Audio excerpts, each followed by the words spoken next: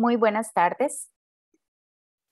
El Instituto Costarricense de Evaluación y el Colegio de Ingenieros Civiles les da la bienvenida a la charla de esta tarde, Observaciones al comportamiento del mercado inmobiliario actual en Costa Rica, el uso de referencias en evaluación de bienes, con el panelista, el ingeniero Robert Laurent.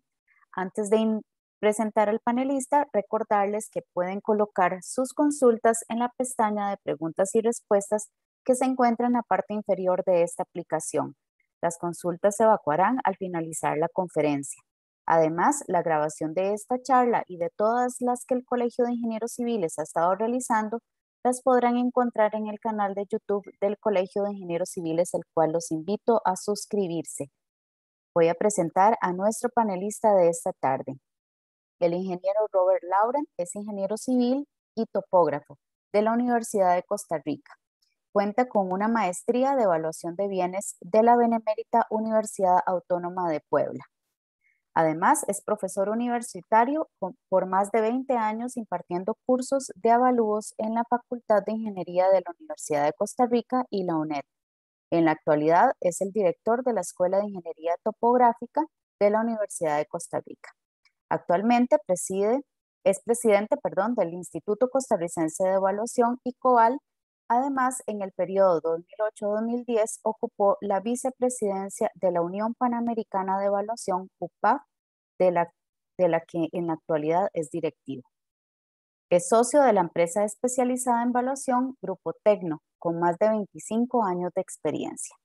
Sin más, le damos la palabra al ingeniero Robert Laurent para que inicie su conferencia.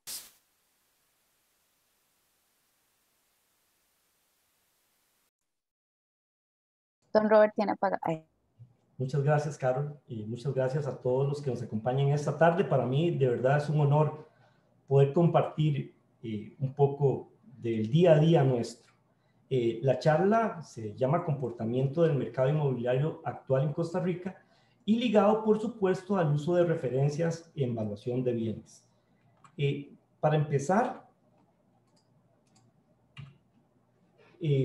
hay una pregunta que parece obvia, ¿verdad? Pero ¿por qué nos encontramos reunidos hoy? Bueno, todos los que tenemos algún tipo de relación con el área de construcción, el sector inmobiliario, la evaluación, pues hemos observado cambios que nos afectan y por supuesto eso es producto de una crisis.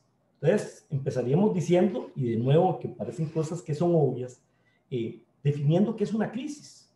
Lo escuchamos día a día, pero no necesariamente nos ponemos a pensar de qué se trata. Y de acuerdo a la Real Academia, en la parte que tiene que ver con economía, dice que es la reducción en la tasa de crecimiento de la producción de una economía o la fase más baja de la actividad de un ciclo económico. Aquí deberíamos preguntarnos si realmente estamos en etapa más baja. Con esa pequeñísima introducción, yo dividí esta charla en tres partes. Primero, apuntes sobre las crisis. Vea que no digo la crisis, sino sobre las crisis.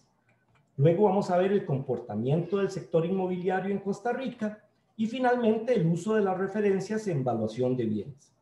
Entonces, sobre esa parte, apunte sobre las crisis, lo primero que uno siente al enfrentarse a una crisis es, por supuesto, incertidumbre, preocupaciones, no está claro el panorama, qué va a pasar, qué decisiones tomo. Luego vienen víctimas, no me refiero únicamente a las pérdidas humanas, porque acordémonos que la vida humana es invaluable, sino víctimas de todo tipo, víctimas en el aspecto económico, víctimas en el aspecto inclusive psicológico. Se generan muchas víctimas y muchos tipos de víctimas en una crisis. También sobrevivientes, y hay unos que apenas es que podemos salir y otros que salen muy fortalecidos. Por supuesto, de todo esto hay lecciones, pero hay algo que siempre se nos olvida, y las oportunidades. En las crisis también hay oportunidades, y eso lo vamos a ver un poco más adelante. Puramente con respecto al mercado, el mercado presenta siempre diferentes tipos de comportamiento. Están los mercados que son estables, tenemos los mercados que son especulativos y por supuesto los mercados contraídos o en recesión. Y es precisamente las crisis las que generan los mercados contraídos.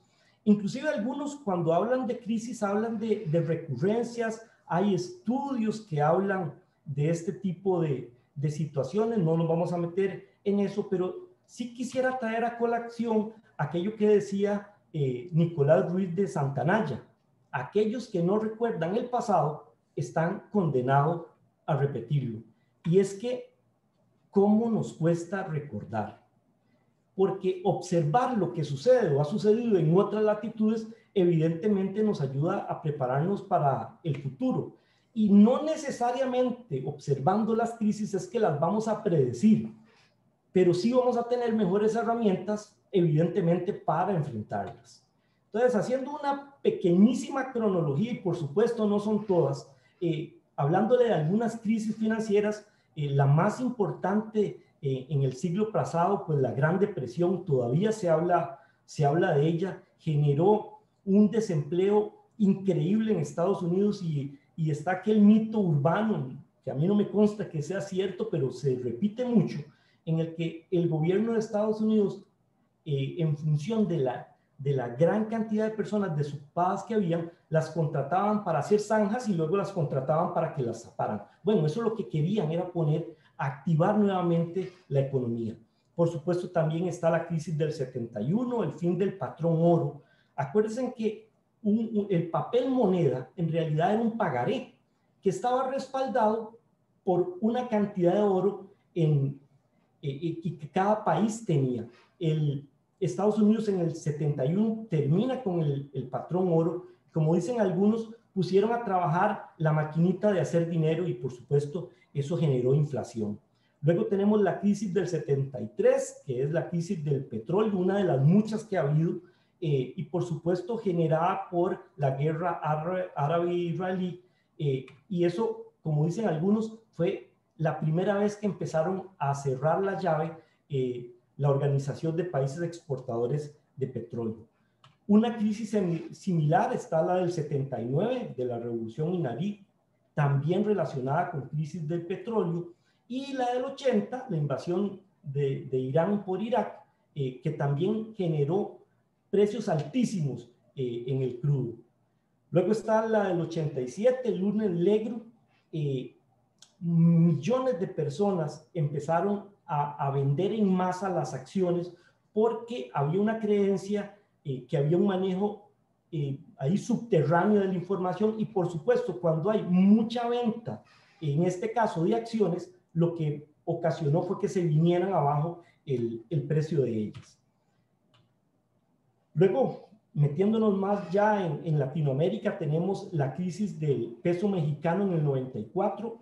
Esto se generó producto de la devaluación fuerte que tuvo el peso mexicano, que no pudo competir frente al dólar, y eso tuvo una repercusión en América Latina y se bautizó como el efecto tequila. Un fenómeno similar se dio en Asia en el 97, también un problema de devaluación de la moneda tailandesa, y repercutió como ese juego de naipes, ¿verdad? En otros países asiáticos como Malasia, Indonesia, y a esto se le denominó el efecto dragón. Y luego tenemos la crisis del rublo en Rusia, también un problema de devaluación, problema de crisis del sistema bancario ruso, que generó en suspensión de pagos internacionales. A esto no se le denominó el efecto de un licor muy conocido en Rusia, que no lo voy a mencionar. Lo cierto es que todo este tipo de cosas todo ese tipo de crisis fueron generadas por efectos en la moneda. Luego tenemos en el 2000 la crisis de las .com. Esto es porque la gente creyó excesivamente en estas empresas digitales, y al final, cuando se empezaron a generar ventas, se dieron cuenta que eran prácticamente cascarones vacíos que no tenían mayor valor. Luego, lamentablemente, en el 2001, pues los atentados del 11 de septiembre, que hicieron caer las bolsas, no solo la de Estados Unidos, sino las de todo el mundo. Y luego la crisis del 2001-2002 en Argentina, el famoso corralito que al final terminó afectando toda la región. Y esta crisis, pues la tengo bien presente porque en ese momento se desarrolló un congreso de la Unión Panamericana de Asociaciones de Evaluación en Argentina. Y para los ticos que andábamos allá, pues nos sorprendía muchísimo la capacidad adquisitiva que tenían los dólares que llevábamos respecto a lo que podíamos adquirir aquí en Costa Rica. Y es cuando uno empieza a tomar cierta conciencia. Porque de estas crisis hacia atrás, por lo general, nosotros teníamos una percepción de una crisis lejana. Sin embargo, conforme mejoran las condiciones económicas, conforme mejora la educación, pero sobre todo conforme mejora la información, empezamos a darnos cuenta que esto nos puede suceder. Y así empezamos con algunos colegas en Argentina a decir, esta gente la está pasando mal y esto nos podría suceder. Y es que, colegas, nos sucedió. Aquí yo les quisiera mencionar la crisis inmobiliaria del 2008. Esa es una crisis que se origina en Estados Unidos y se las explico muy rápidamente, de forma muy condensada. Pues los bancos se relajaron con respecto al riesgo de las personas que les iban a otorgar un crédito. Ustedes saben que cuando se otorga un crédito, pues los bancos hacen un estudio pensando en que esa persona tenga una suficiente capacidad para hacerle frente a la hipoteca y además que le queden recursos para cubrir su día a día y su vida y sus situaciones normales. En el caso de Estados Unidos, se otorgaron créditos sin estudios rigurosos y en un momento dado el gobierno central sube la tasa de interés. Al subir la tasa de interés, subieron las cuotas que tenían que pagar estas personas, pero como tenían un ingreso muy limitado, que prácticamente la mayoría de ese ingreso se lo llevaba el pago de la hipoteca, al subir la tasa, suben las cuotas que tienen que pagar al banco y estas personas tienen que tomar una decisión muy sencilla: o pago la hipoteca o cómo. Empiezan a entregarse muchas viviendas, muchos bienes, muchos inmuebles a las instituciones que habían otorgado estos créditos. Lo que pasa es que no fue uno, fueron miles de personas y esto ocasionó una saturación de inmuebles que cuando los bancos quisieron pues ponerlos en el mercado se dieron cuenta que no eran solo ellos, sino otro montón de bancos que estaban en la misma situación y esto generó inmediatamente una crisis. ¿Qué sucedió en Costa Rica? La situación fue un poco distinta. Si alguien quiere entender un poco más qué sucedió en Estados Unidos, yo les recomendaría que vean la película La Gran Apuesta. Es muy interesante y aclara muchísimo. De hecho, en Icobal hemos estado pensando en dar esta película en el auditorio del colegio y luego generar una mesa redonda. Pero, ¿por qué les digo que en Costa Rica lo que sucedió fue distinto? Porque resulta que nuestro país se puso de moda, se estaba vendiendo muy bien los inmuebles que se estaban desarrollando aquí y los desarrolladores principalmente estaban enfocando los productos que generaban a clase media alta y alta extranjera. Por eso era que principalmente en la zona de Guanacaste eran donde se estaban desarrollando la mayoría de proyectos de alto perfil que se estaban vendiendo a extranjeros, principalmente norteamericanos. Cuando se da la crisis, cuando se da esta situación en Estados Unidos, las personas que habían comprado en Guanacaste no necesariamente tenían el mismo perfil de personas que habían comprado en Estados Unidos. Eran personas que sí tenían una buena capacidad financiera e incluso la mayoría de personas que habían extranjeras que habían comprado en Guanacaste no había sacado créditos aquí en Costa Rica, sino que los créditos los habían sacado en Estados Unidos porque el interés allá era mucho más bajo respecto a un crédito que se podría obtener acá en Costa Rica. Lo que sucede es que cuando se da la crisis, a nivel nacional, los bancos cerraron los créditos. Entonces, los que entraron en problemas fueron los desarrolladores que estaban haciendo viviendas, porque los norteamericanos, que eran los que estaban comprando, ya no querían comprar porque tenían temor y no sabían qué iba a pasar. Y los nacionales, algunos que tenían alguna posibilidad de comprar, pues no podían hacerlo porque la mayoría de personas ocupan crédito para comprar una vivienda y los bancos habían cerrado los créditos. Este es un tema muy interesante que nos daría para muchas horas de estar hablando aquí, pero vamos a continuar. Luego tenemos la crisis del 2009-2010, que es de la deuda europea. Los bancos europeos empezaron a darles a los países afiliados pues créditos muy blandos sin ningún control y generó unas muy malas inversiones, empezando por Grecia, y también tenemos las guerras de divisas en el 2010-2012. Pero a donde queríamos llegar era a la crisis o a la situación en la que nos encontramos actualmente. Todos entendemos que la pandemia nos ha afectado de una u otra manera y por supuesto el sector inmobiliario no cambia, no escapa de esa situación. Si queremos hacer como una situación comparativa preliminar, podemos decir que la crisis inmobiliaria del 2008 tuvo ciertamente un alcance mundial que todavía se están viviendo algunas situaciones producto de eso.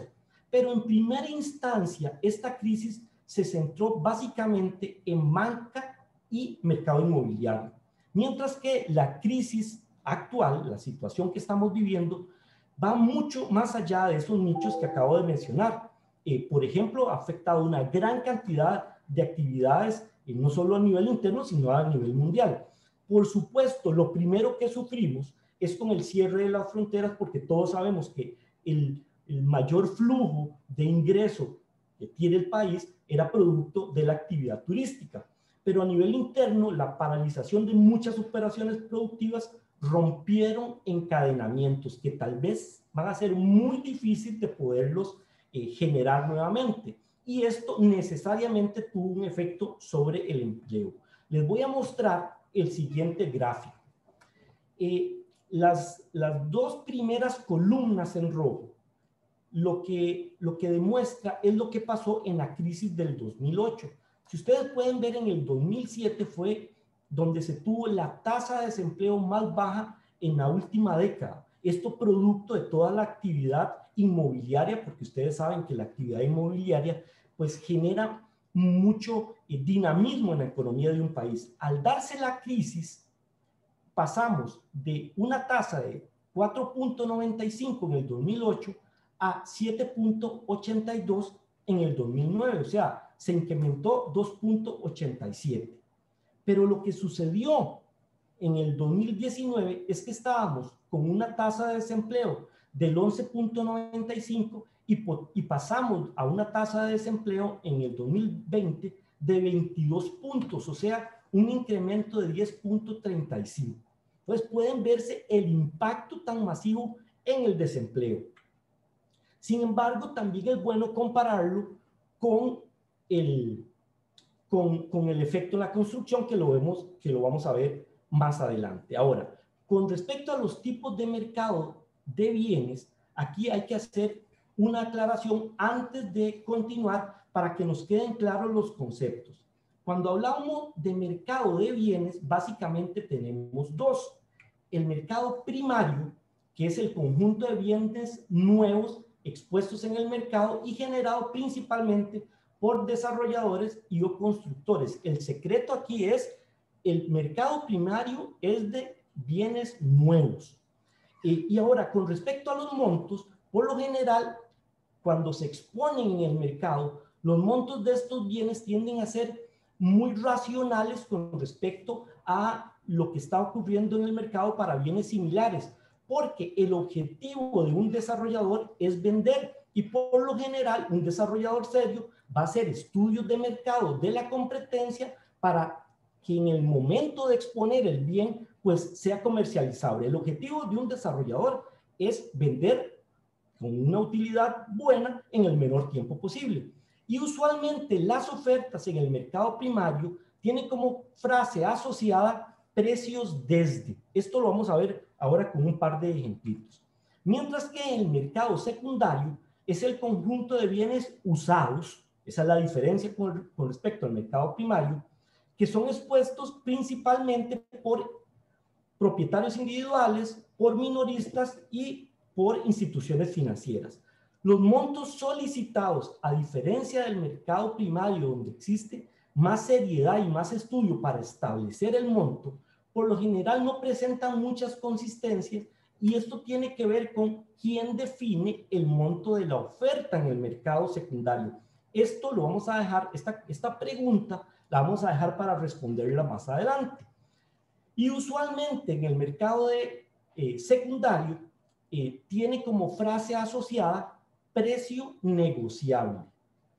Ejemplos de esto, vean lo que sucede en el mercado primario. Esta es una oferta que la saqué hace un par de días. Es un proyecto, pues le quité quién lo origina, pero lo que les estaba diciendo, en el mercado primario se asocia la frase precios desde. Ahorita lo vamos a ver por qué. Y en este caso en particular también subrayé un par de cosas que me parecen interesantes de cómo enfoca el desarrollador su mercado meta, hablando de internet de alta velocidad, hablando de teletrabajo y hablando de seguridad. Esto lo vamos a ver también.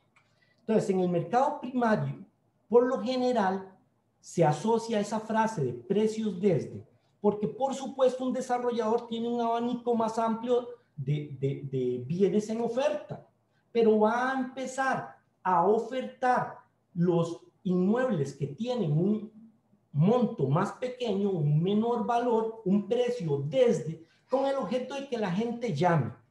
El objetivo del desarrollador es establecer ese enlace en donde una persona va a llamar, le van a atender y lo van a guiar. Por ejemplo, puede ser que yo puedo llamar y hago la consulta y les digo, mire, estoy interesado en la casa que se está vendiendo en 126,000. Pueden ser que hayan disponibles, pero puede ser que ya no lo haya. Y ahí el desarrollador tiene su equipo de ventas que le va a decir, mire, no tenemos una casa de 126, pero tenemos una de 135, venga, traiga a sus hijos, conozca. Ese es el tipo de relación que quiere despertar el mercado primario diciendo precios desde. Mientras que en el mercado secundario, yo les decía que se asocia la frase precio negociable.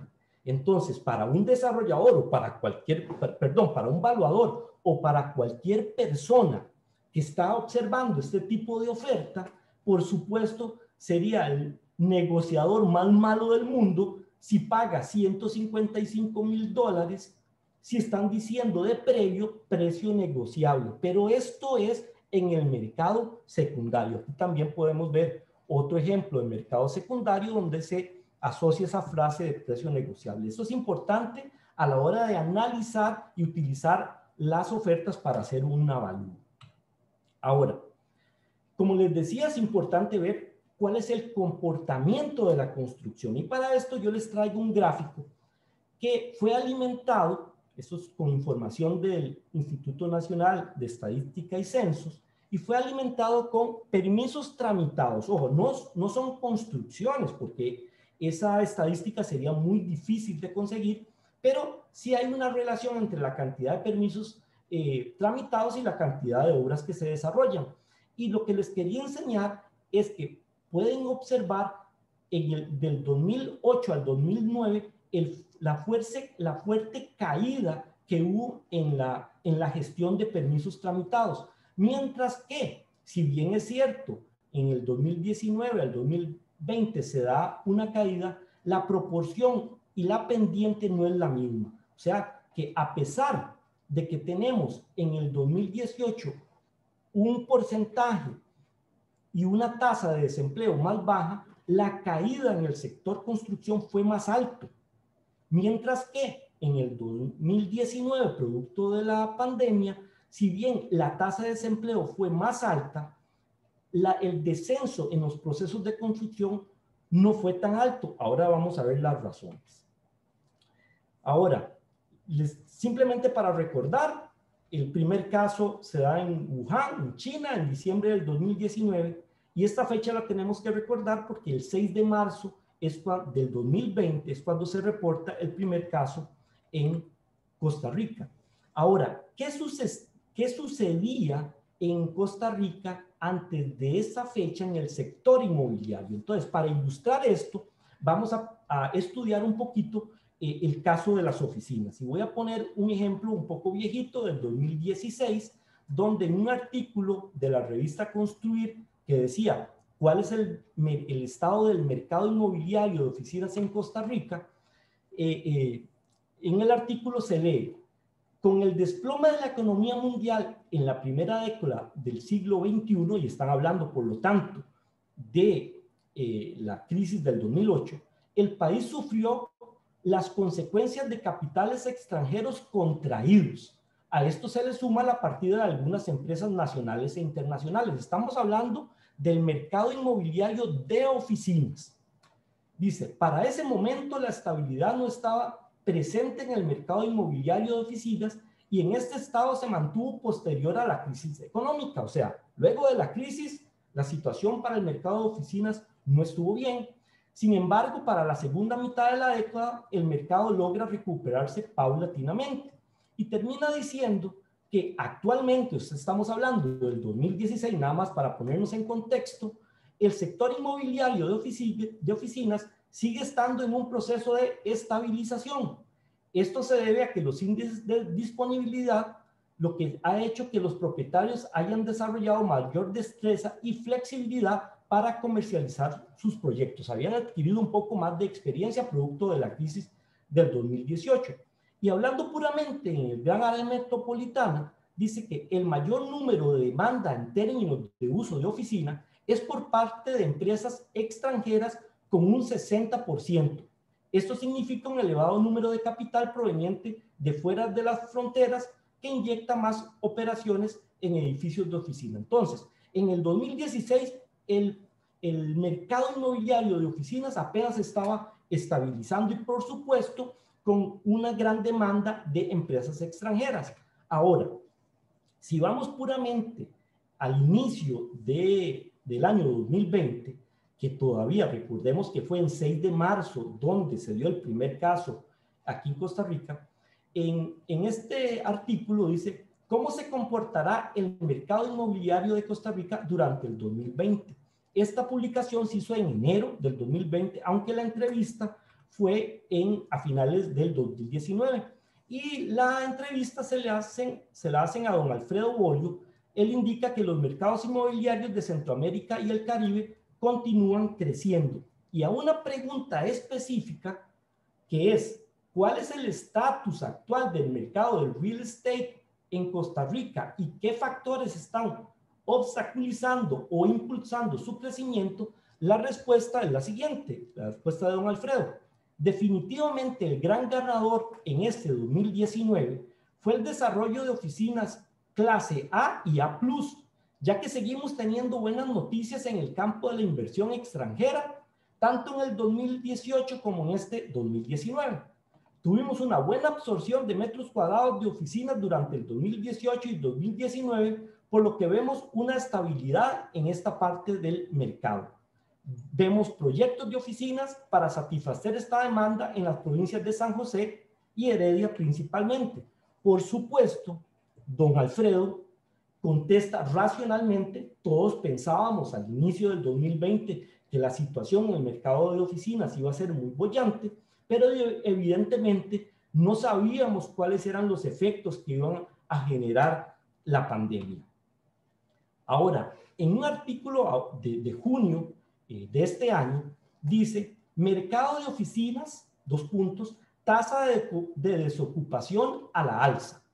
En el último año en Costa Rica, la tasa de disponibilidad de mercado de oficinas se duplicó al pasar de 7.45 en el primer trimestre del 2020 a 15.15 en el igual periodo del 2021, alza que fue producida en gran medida por la implementación del teletrabajo. Y ahí hay varios secretos.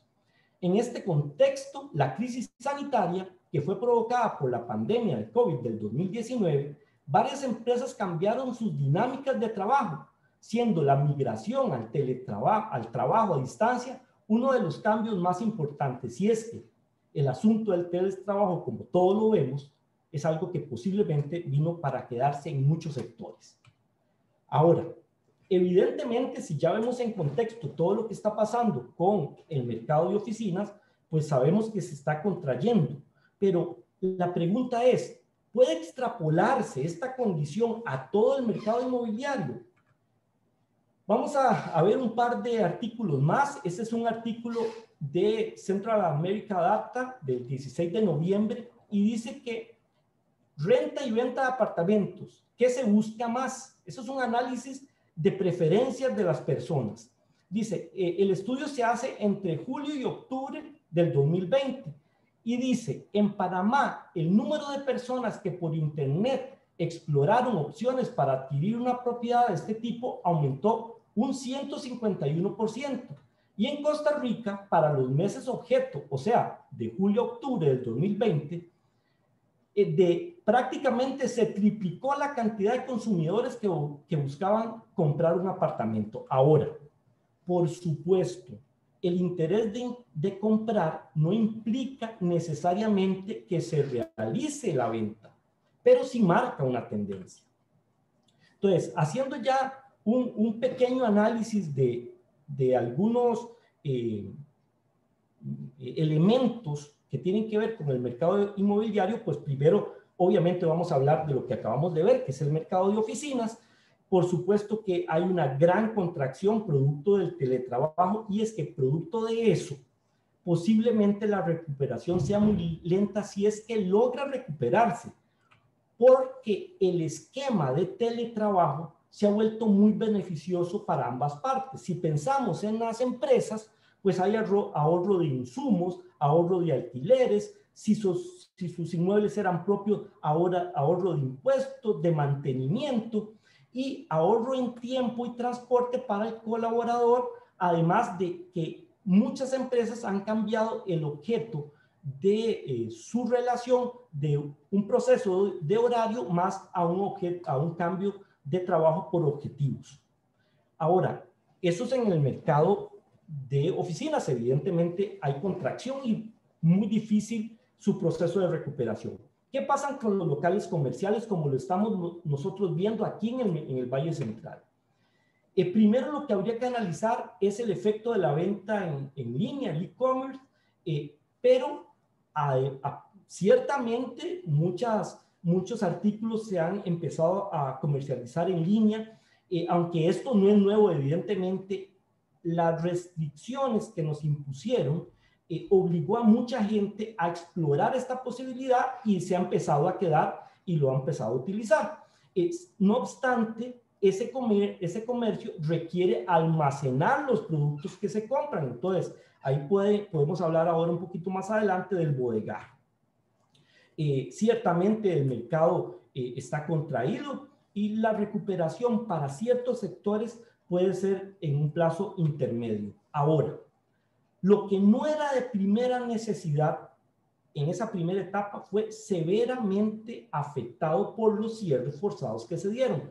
Nada más que no hay que confundir con la situación que se venía dando en el centro de San José, porque ya en el centro de San José había una tasa importante de desocupación producto de la presión que estaban generando los centros comerciales en la periferia, por mejor disponibilidad de parqueo, por seguridad, porque no me mojo, porque es bonito, porque encuentro en un solo lugar varias cosas, aunque sea más caro, etc. Ahora, durante la etapa más crítica, algunos comercios no fueron tan afectados. Por ejemplo, supermercados y farmacias, porque evidentemente les permitieron la apertura, aunque en el tema de los supermercados hubo pues situaciones complejas, dado que se obligó a cerrar, por ejemplo, a zapaterías, se obligó a cerrar a boutiques, se obligó a cerrar a ferreterías, pero los supermercados se les permitía la apertura porque vendían productos de alimentación, pero también tenían algunos productos que competían con estos locales que habían cerrado, y eso obligó a que ciertas secciones de ciertos supermercados se tuvieran que cerrar ante la queja pues razonada de estos otros locales que eran muy específicos.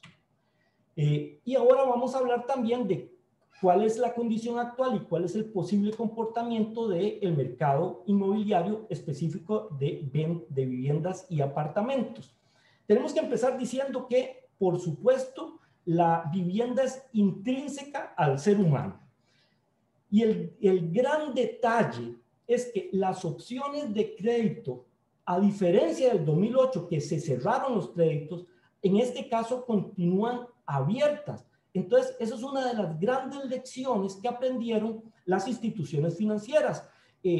Como vimos en el artículo anterior, se ha dado un incremento en el interés de la compra, pero la gran pregunta es, ¿se concreta la compra?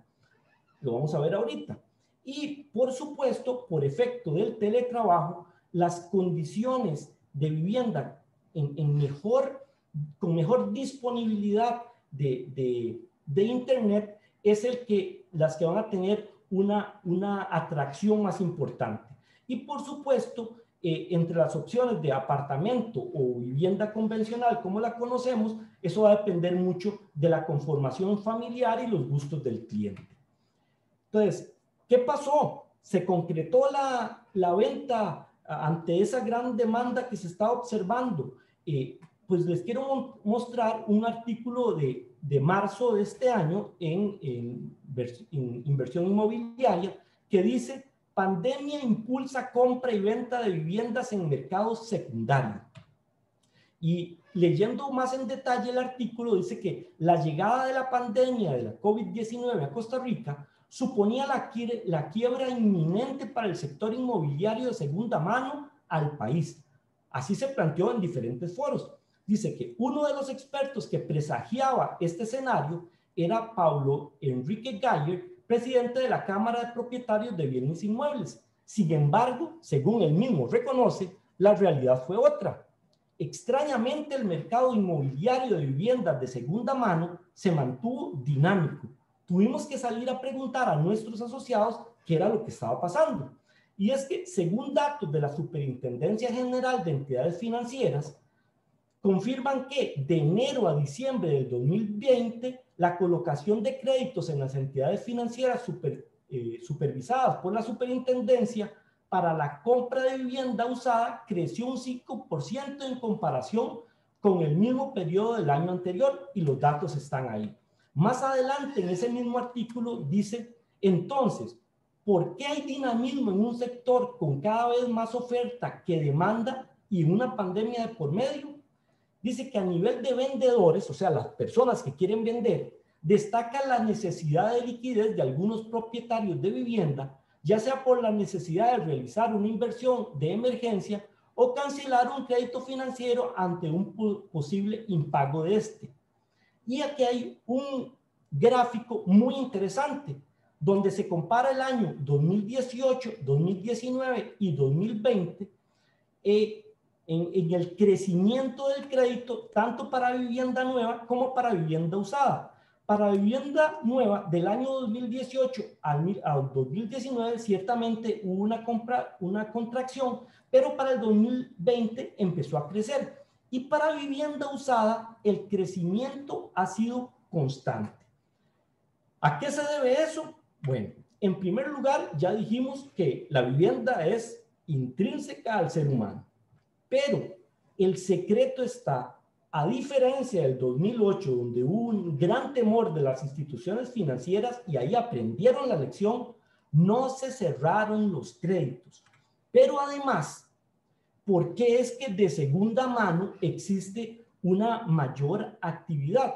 Entre las razones, que pueden ser muchas, es que la misma banca tiene mucha disponibilidad de unidades retomadas, y no necesariamente de esta condición de crisis, sino de condiciones previas. El negocio de un banco no es tener casas. El negocio de un banco es que usted pague una cierta cuota por varios años. Entonces, cuando un banco se hace de un inmueble, lo va a poner en muy buenas condiciones, existe una necesidad real de vender y por eso baja el precio, el monto de transacción, pero lo más importante es que en muchos casos se están ofreciendo las viviendas hasta con un 100% de financiamiento. Recuerden que la mayoría de instituciones financieras, cuando uno va a solicitar un crédito, pues tiene que poner, el banco no presta el 100%, presta un porcentaje y la otra cantidad lo tiene que aportar el solicitante.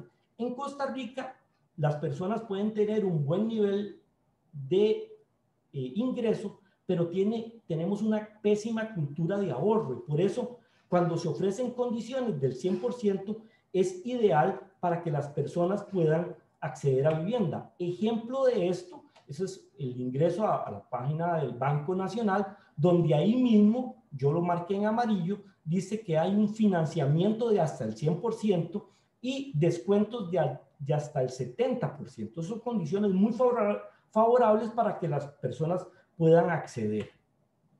Ahora, hablamos de oficinas, hablamos de el comercio, hablamos de vivienda, pero existen otros mercados que son particulares y los vamos a mencionar aquí muy rápidamente. Ya, los montos de los alquileres, conversando aquí en la oficina, alrededor de las universidades han decaído, evidentemente porque las universidades han cerrado, los clientes no están, los muchachos se han ido para sus casas en la gran mayoría, pero los alquileres alrededor de ciertas zonas industriales se han mantenido e incluso en algunos casos han crecido, porque la manufactura no es teletrabajable y eso ligado a la industria, pues se requiere también bodegaje de algunos elementos. Por supuesto, la realidad que estoy yo conversando aquí es la que observo en el Valle Central y en otras zonas del país pues podría ser diferente. Otro aspecto que nosotros vimos interesante son con las unidades habitacionales, digamos que viejitas, para decirlo de alguna forma, pero de clase media alta, alta o clase alta.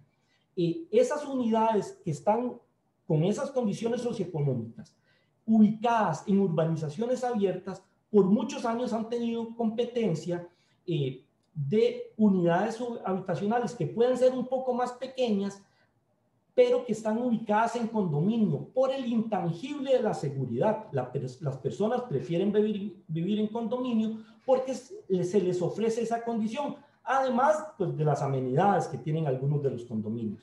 La alternativa para salir al mercado de estas unidades habitacionales previo a la pandemia era que se convirtieran en oficinas, pero de acuerdo a lo que hemos estado hablando acá, pues esa condición se les está cerrando a muchas de estas unidades y entonces uno esperaría que estas unidades disminuyan aún más el monto de las ofertas. Ahora, ya para ir cerrando, vamos a hablar del uso de las referencias en la evaluación de bienes.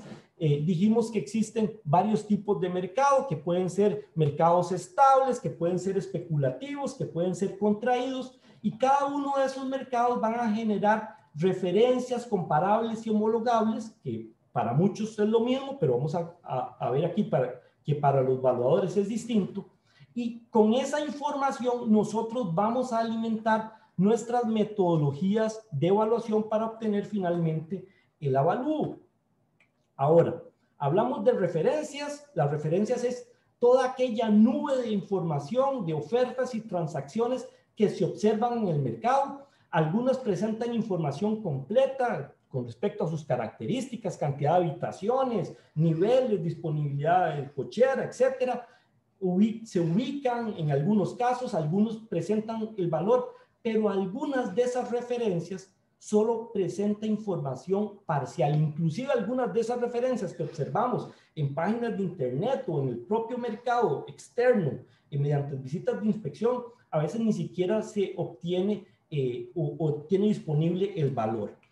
Ahora, de las referencias subimos un nivel y vamos a hablar de los comparables. Los comparables son elementos resultantes producto de la selección sobre las referencias que los evaluadores consideramos serán de utilidad para el proceso de homologación en relación a las características del inmueble a valorar y disponen de información completa, o sea, monto, áreas, características, y puede ser que las tuvieran originalmente o que nosotros las terminamos de completar. Y finalmente están los homologables, que son elementos seleccionados de los comparables para ser usados en el proceso de homologación y que, por supuesto, tienen características que son similares, no necesariamente idénticas, al bien que estamos valorando. O sea, que de las referencias de esa nube general de información nosotros vamos a obtener comparables y de los comparables vamos a seleccionar los homologables. Para poner un ejemplo muy rápido, imaginemos que estamos haciendo un trabajo en Desamparados y estamos haciendo el avalúo de una casa de un nivel con 2 cocheras, 3 habitaciones, 2 baños en un condominio. Cuando hablamos de referencias, vamos a encontrar viviendas de 2 niveles, viviendas de un nivel, algunas en condominio, algunas en urbanizaciones. Vamos a hablar también de locales comerciales, de bodegas. De todo ese cúmulo de información, yo voy a seleccionar primero los comparables. Con los comparables, entonces, yo voy a hacer ese primer filtro donde posiblemente voy a descartar todas las viviendas de 2 pisos, voy a descartar todos los locales comerciales, voy a descartar las viviendas que están en urbanización, porque dijimos que en la nuestra estaba en condominio, para entender cuál va a ser el proceso de comparación y de ahí pasar a los homologables, que son los que finalmente yo voy a utilizar en mi proceso de valoración. Eso es para aclarar un poco la diferencia entre ambos. Entonces, en un mercado vamos a tener que puede ser especulativo, estable o recesivo, que ese mercado va a generar ofertas que pueden ser altas, racionales o bajas, y que finalmente se van a generar en ventas que también pueden ser altas, racionales o bajas. Ojo, no estoy diciendo aquí que todos los mercados estables, las ofertas todas van a ser racionales, no. Lo que pasa es que la mayoría en un mercado estable van a ser racionales, pero también van a haber altas y bajas. Por ejemplo, en un mercado especulativo puede ser que, por supuesto, la mayoría de las ofertas van a ser altas, pero también van a haber algunas que son racionales o bajas. Todo esto yo lo voy a estudiar para seleccionar mis procedimientos de valoración y finalmente generar la tasación. Ahora, ¿cómo han evolucionado las ofertas en los diferentes mercados en Costa Rica? Esto de una forma muy rápida. Previo a los 80, básicamente la condición del mercado era lento porque los principales interesados eran los nacionales, los montos en el tiempo eran inconsistentes, el principal enfoque que se utilizaba era el costo y el factor de comercialización era muy cercano a la unidad porque las utilidades eran relativamente bajas. Del 2000 al 2020 sigue teniendo una condición de mercado estable, pero ya empiezan extranjeros a interesarse en nuestros inmuebles, empieza a aumentar la información de las ofertas, empieza a publicarse en internet, los montos siguen siendo consistentes, pero a la alza, y ya se empieza a hablar un poquitito de mercado, aunque predomina el enfoque del costo. Y los factores de comercialización entre 1.2 y 1.4. Del 2000 al 2005 se empieza a acelerar el mercado, empieza a tener características peligrosas, diría yo. Hay un gran incremento de extranjeros interesados, hay mucha información, pero los montos empiezan a escalar, empieza un poco más a introducirse el enfoque de mercado y el factor de comercialización de 1.3 a 1.6. Y del 2005 a finales del 2008 es realmente especulativo, los montos eran desproporcionados, porque principalmente lo que estaban comprando eran extranjeros y eso jalaba a la alza los valores, había mucha información disponible, los montos eran consistentes pero exagerados en tractos, empieza a generarse más avalúos vía mercado y los factores de comercialización entre 1.5 y 1.3. ¿Y qué sucede a finales del 2008?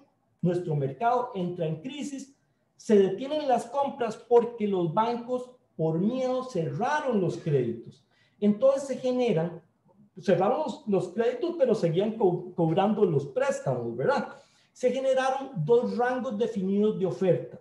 Las primeras con tendencia a la baja, porque principalmente el mercado primario, o sea, los desarrolladores necesitaban vender y no podían vender porque se habían cerrado los créditos, y teníamos también ofertas que continuaban siendo altas, porque las personas no querían aceptar esa nueva condición en el mercado secundario. Aquí les traigo una publicación de mayo del 2009, o sea, empezando la crisis, no tiene que ver nada con Lady Gaga, sino más bien lo que estaba haciendo este desarrollador Kirebe, donde él mismo tachaba y decía, mira, los precios antes estaban en 379,750, pero ahora los estoy vendiendo en 342. Ese es un mercado de mercado primario a la baja. ¿Qué pasa después de la crisis? Bueno, hay una primera etapa donde no hay claridad con los rangos de las ofertas porque los procesos judiciales son lentos en este país. Entonces, la reposición de los bienes era baja. Y además, se nos generó a los valores un nuevo nicho de mercado que, a pesar de que en principio nos estábamos volviendo a ver las caras, pues estaban las daciones en pago, ¿verdad? La gente diciendo, mire, yo no voy a poder pagar y aquí entrego la casa al banco para no entrar en un proceso judicial que puede durar 3, 4, 5 años. Y la segunda etapa, ya del 2010 al 2015, es cuando ya los bancos empezaron a tomar esos bienes y se empiezan a dar reducciones realmente fuertes con respecto a los montos de la venta. Esa es una publicación de agosto del 2013, o sea, más o menos 5 años después de la crisis, donde decía que los bancos públicos eran las instituciones financieras que más propiedades tenían adjudicadas. Y, por supuesto, señalo acá, donde se dice que reunir bienes no pertenece al negocio del banco, que era lo que estábamos mencionando más adelante. Esta también es una publicación del 2013 donde podemos observar disminuciones de un 60, un 40% respecto al monto original. Entonces, para ver en perspectiva todo lo que sucede en un mercado, si es estable, las ofertas van a ser homogéneas en el tiempo. Si es especulativo, vamos a empezar a ver cómo suben, pero todas suben en el mismo rango, ¿verdad? Son estratificadas. Esto es porque si mi vecino vendió en 135, yo también voy a vender en 135, pero además se vendían en esos montos. Y luego en un mercado, eso es un mercado especulativo, en un mercado en crisis se genera ese rompimiento de las ofertas donde vamos a tener ofertas a la baja de mercado primario que realmente quieren vender o también otras personas de mercado secundario que entienden que la única forma de vender es bajar y en mercado secundario las personas que no quieren aceptar esa condición. Si compré caro, yo tengo que vender caro y eso no va a suceder. Entonces, si hacemos una comparación entre la crisis del 2008 y la situación que estamos viviendo ahorita, en el 2008 el mercado inmobiliario previo a la crisis era realmente especulativo, las utilidades eran exorbitantes, los bancos cerraron los créditos y esa condición de cierre de créditos obligó a una disminución realmente fuerte en las ofertas si era que se quería vender. Mientras que en la condición que estamos viviendo en esta crisis, el mercado inmobiliario previo estaba pues más o menos estable, las utilidades eran aceptables, los bancos no cerraron los créditos y por lo tanto, aunque se observan márgenes de disminución, no fueron tan fuertes como las que se observaron en el 2008. Entonces, les voy a mostrar aquí algunas ofertas. Esto es mercado primario en el 2020. Recuérdense que el primer caso se dio el 6 de marzo. Esta es una oferta del 14 de enero donde un desarrollador estaba vendiendo unas unidades a 200 precios desde $200,000. El primer caso se da en marzo y ya en mayo ese desarrollador estaba diciendo ahora antes 200,000, ahora 165,000. ¿Y qué está pasando ahorita? Ese desarrollador las está ofreciendo, por lo menos las que les quedan, en 153,000. Esto es mercado primario. Pero ¿qué pasa con el mercado secundario en ese mismo proyecto? Bueno, lo que les estaba diciendo, hay personas que no quieren aceptar la realidad y esta oferta tiene más de un año ofertándose a $200,000 y esta pues es actual a 195,000. Entonces lo que les estaba diciendo de esas dos nubes de ofertas que se generan y es ahí donde el criterio del evaluador tiene que pues entrar en función. Hace un rato les había consultado, habíamos puesto esa pregunta, ¿quién establece el monto de una oferta?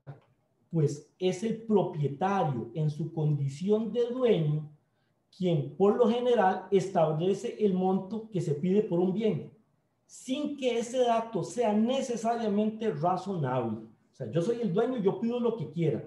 Por lo tanto, para un avalúo, ¿quién analiza el monto de la oferta? Entonces, ante lo disperso que puede ser una oferta, como en estos casos de crisis, donde se generan esas nubes de valores, es el evaluador quien debe estudiar el mercado con el objeto de justificar adecuadamente si lo que se está solicitando por ese bien es razonable, acordándonos de que existen referencias, existen comparables y existen homologables. Y aquí quisiera echar mano de lo que dice el amigo Miguel Camacaro, que dice que el tasador es un hombre de mercado que tiene que estar al día con el movimiento de las ofertas inmobiliarias, tanto en el mercado primario y secundario, que le permita reflejar en sus tasaciones la realidad del mercado inmobiliario. O sea, los evaluadores tenemos que estudiar el mercado. A veces nos desgastamos mucho en las técnicas de evaluación que vamos a utilizar, pero dejamos de lado la selección de comparables, que es realmente importante. ¿Por qué?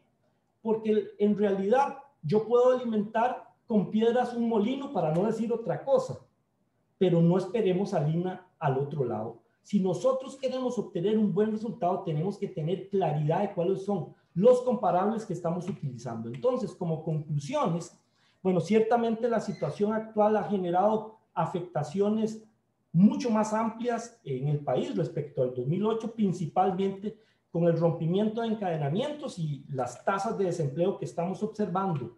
Pero, a diferencia del 2008, y esta es una lección aprendida, no se cerraron los créditos, entonces no se generó esa duda, las personas siguieron con intereses en adquirir vivienda y lo podemos ver en los resultados del crecimiento de la colocación en el crédito.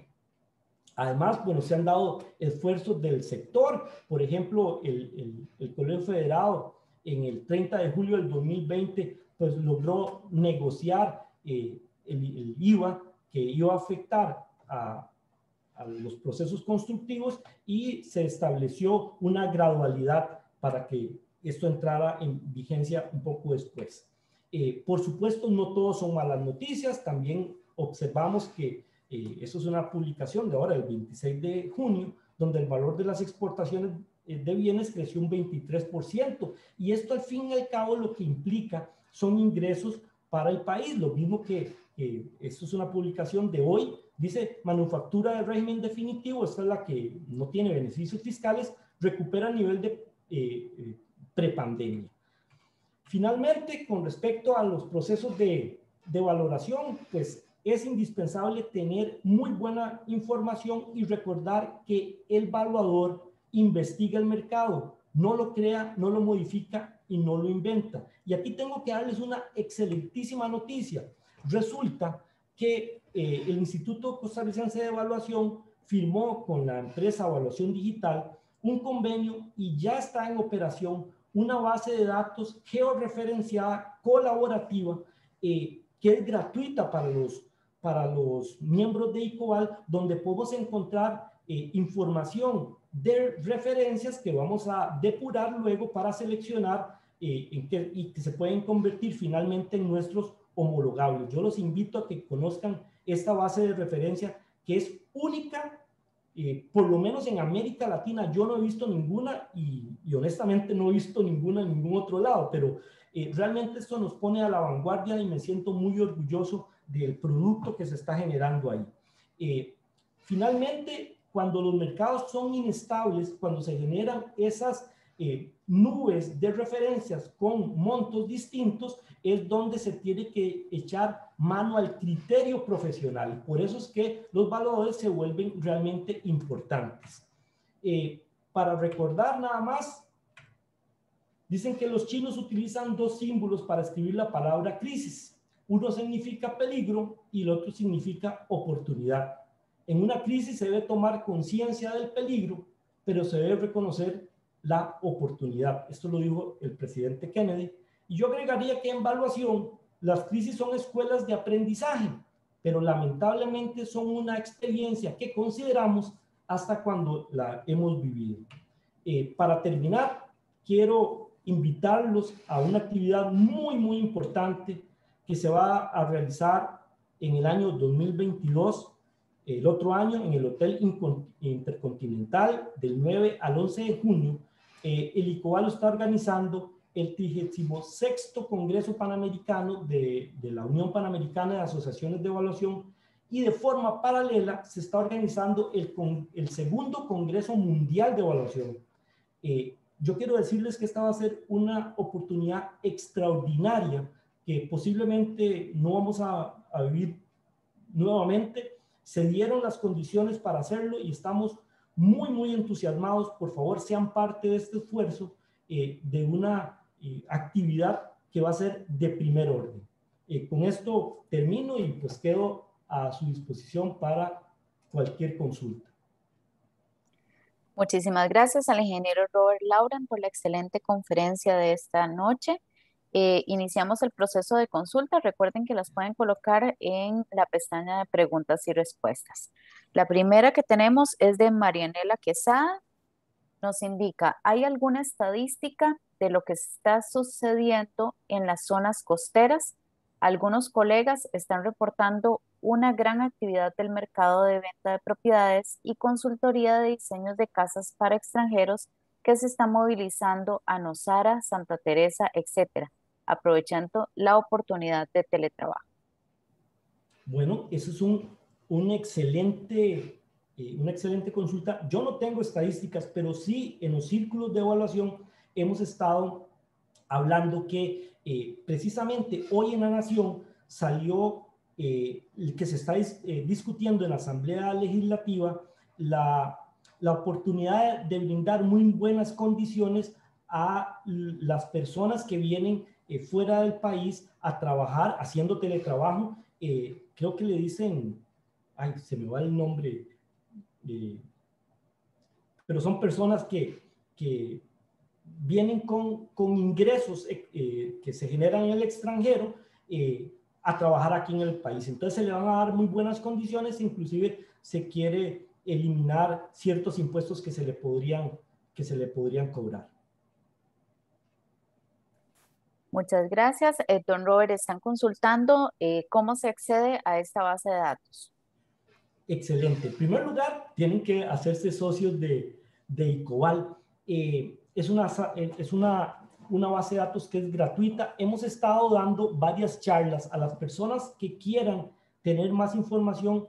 Nos pueden escribir a ICOBAL y nosotros les podemos pasar los videos de cómo funciona la base de datos. Es realmente fabulosa. Se los digo, yo tengo 25 años de dedicarme a la evaluación y es la primera vez que yo pues me siento tan entusiasmado con un producto que no sea únicamente producto de la propia base de datos de uno, porque aquí son todos los evaluadores poniendo información que se recolecta del mercado que puede servir para otros evaluadores. Importante es que cada una de las referencias que yo aporto me permite utilizar 6 referencias que ya están en la base de datos.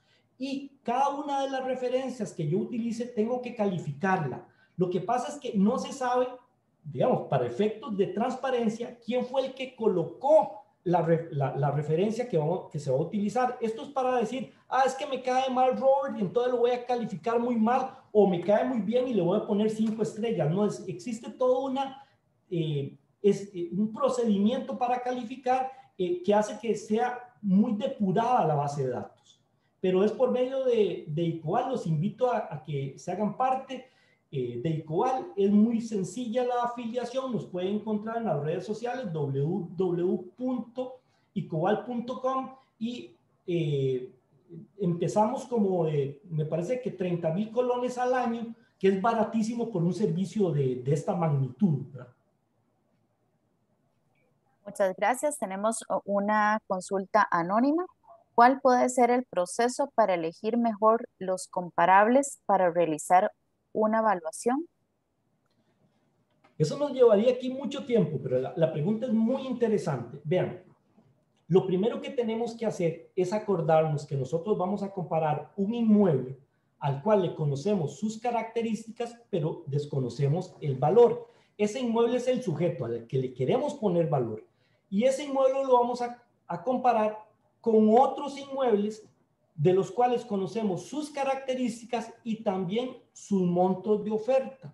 Entonces, la mejor manera para seleccionar es viendo cuáles son las características de esos comparables que más se parecen a nuestro sujeto.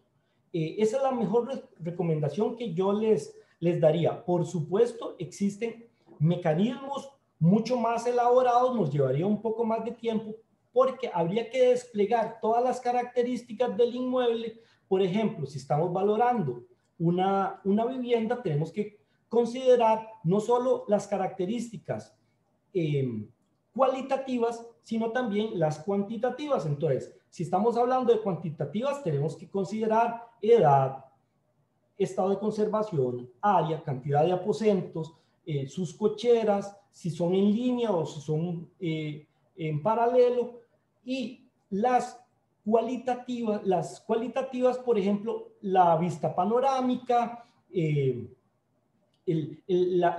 perfil del desarrollador, porque eso genera valor, ¿verdad? Hay desarrolladores que ya tienen un prestigio, que son buenos desarrolladores, que generan muy buenas garantías y eso hace que los valores de esos proyectos tiendan a subir. Lo mismo que el intangible de la seguridad, depende de dónde se encuentra el inmueble que estamos valorando y qué condición, si es una urbanización abierta o es un condominio, todo eso lo tenemos que considerar a la hora de seleccionar los comparables. Yo lo que les recomendaría es que en ICOBAL estamos dando cursos introductorios de evaluación y ahí se enseña cómo se hace el proceso de selección de los comparables. Muchas gracias. Tenemos varias consultas de Isabel Aguilar. Vamos a ver, dice, ¿el valor de mercado es razonable considerarlo para una entidad financiera si se trata de un condominio en vertical? Claro. De hecho, antes del 2000, la mayoría de instituciones financieras no consideraban el valor de mercado, sino que aplicaban prácticamente el enfoque del costo. Ese es el valor de reproducir un bien. Sin embargo, con la apertura de la banca, empezaron a venir instituciones de otras latitudes y empezaron a exigir el enfoque de mercado. ¿Cuál es la diferencia entre el enfoque de mercado y el enfoque del costo? Es que el enfoque de mercado separa por un lado el terreno y por otro la construcción, el costo de hacer ese inmueble y al final el resultado es la suma de los dos. Mientras que en el enfoque de mercado considera el inmueble como un todo. Por lo general, el enfoque de mercado reporta un valor superior al valor de costo. Porque pensemos en alguien que se dedica a hacer casas para vender. Yo compro varios terrenos, hago las casas, cuando sumo terreno y construcción para cada una de esas unidades, ese es el enfoque del costo. Pero yo no voy a vender esas casas en lo que me costó construirlo. Entonces, lo racional es, y ya dichosamente la mayoría de instituciones financieras lo solicitan, se aplica el enfoque de mercado, que es el valor de comercialización del bien y no el valor de hacer el bien. Y en edificios verticales, por supuesto. De hecho, en edificios verticales y en centros comerciales, lo ideal es utilizar el enfoque de mercado por facilidad, ¿verdad? Porque en el enfoque de mercado se utiliza un elemento comparativo que se llama valor unitario por superficie construida, que es el valor de toda la unidad dividido entre su área habitable. Y ese es, por ejemplo, cuando llegamos a hacer un avalúo en un centro comercial, no empezamos a cuantificar cuánto es el área de las zonas comunes y cuánto es el terreno donde se asienta el centro comercial para después multiplicarlo por un coeficiente de copropiedad, que eso no tiene ningún sentido para el valor de mercado, sino en cuánto se comercializa ese bien. Y por lo general le dicen a uno, mire, ese se vende en 5,000 o en 6,000 o en 7,000 dólares por metro cuadrado. Eso es lo que uno utiliza para comparar en el enfoque de mercado. La siguiente consulta dice, ¿cómo se calcula el factor de comercialización? Este varía si se trata de inmueble en residencial o condominio.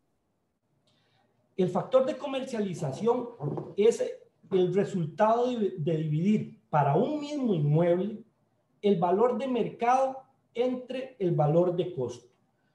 Por lo general, no siempre, por lo general, anda entre 1.1 y 1.4. Pero es el resultado de hacer un avalúo vía costo y hacer un avalúo vía mercado. Y luego divido y obtengo ese factor. En la gráfica que yo les enseñé, observamos cómo previo al 2008 había un factor de comercialización de 3. O sea, que las utilidades eran tan exageradas, por ejemplo, en los sueños, donde una unidad pues tenía una rentabilidad de un 300%.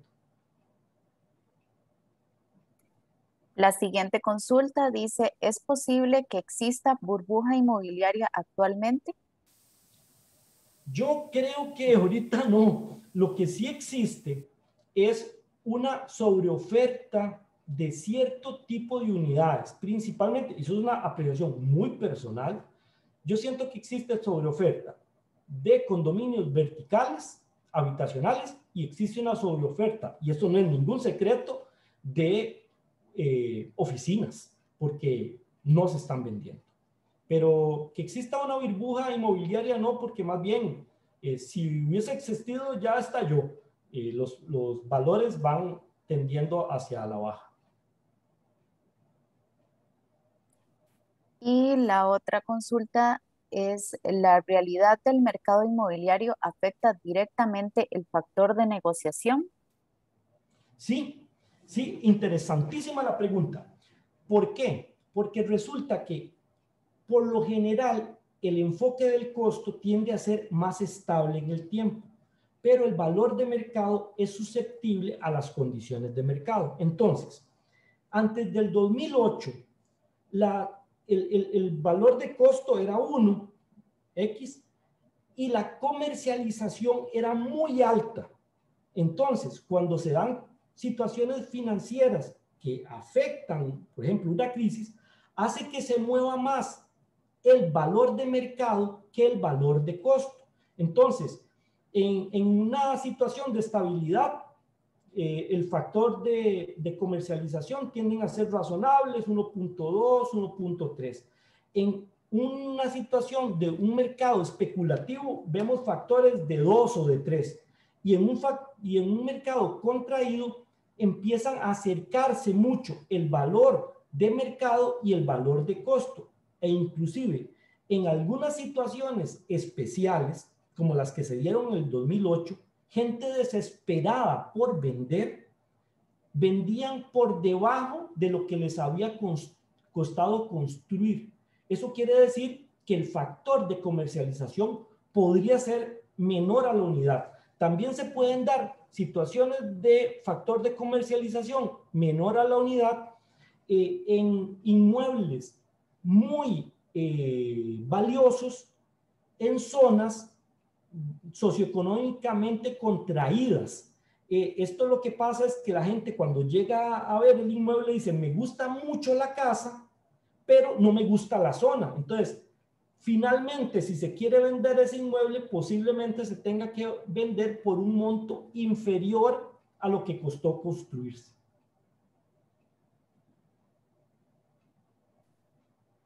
Tenemos ya las últimas dos consultas. Don Alan Azofeifa, ¿existe información sobre las transacciones en las que se utilizan criptomonedas como método de pago? Sé de varias propiedades adquiridas por extranjeros, principalmente con Bitcoin. ¿Este mercado se encuentra en análisis? Bueno, aquí en Costa Rica no, porque no así que lamentablemente, la verdad es que no tengo el conocimiento para decirlo, pero el Bitcoin y las criptomonedas no son una moneda de curso legal en el país. Entonces, Aquí oficialmente o es el colón o es el dólar. Pero yo no tengo información, sí sé, al igual que usted, que no solo este tipo de bienes, sino muchos otros se han comercializado con criptomonedas, pero no es una moneda oficial, entonces no hay forma de rastrearlo. Más bien algunas personas utilizan estas monedas porque no se puede rastrear, ¿verdad?, la transacción. Y la última consulta es de don Alan Rojas. La pandemia nos ha cambiado tanto la forma de vivir como la forma de trabajar, tal cual usted lo mencionó.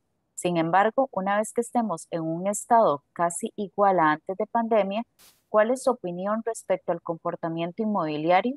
¿Será un comportamiento con cambio paulatino o un cambio radical en cuanto a venta de viviendas o edificios? ¿O no habrá cambio durante años? Aquí la pregunta, muchas gracias, Alan, muy interesante, porque tenemos que enfocarlos, como yo trataba de decirlo en la charla, dependiendo de los tipos de inmuebles. Número uno, lo que se dan cambios abruptos es en el estallido de las crisis, pero los periodos de recuperación no son abruptos, o sea, no hay cambios abruptos en un periodo de recuperación, tienden a ser más bien paulatinos. Ahora, con respecto, por ejemplo, a oficinas, lamentablemente, y a menos que pase algo extraordinario, yo veo muy difícil ese mercado, pues, saliendo adelante rápidamente. Yo creo que esa recuperación va a ser muy, muy lenta y me gustaría saber, aunque he escuchado que algunas empresas están invirtiendo en oficinas, por ejemplo, en la zona de Escazú, salieron inclusive hasta en los periódicos, es posible que eso se dé porque ya tienen o ya tenían contratos firmados con ciertas empresas. Pero no creo que la tendencia de los desarrolladores sea buscar el mercado de oficinas para ofertar luego del producto, mientras que en el mercado de vivienda sí. Y de hecho ya hemos sentido cambios. Antes del 2008, los desarrolladores estaban enfocados prácticamente en viviendas de clase media alta o alta, porque eran los que generaban mayor rentabilidad.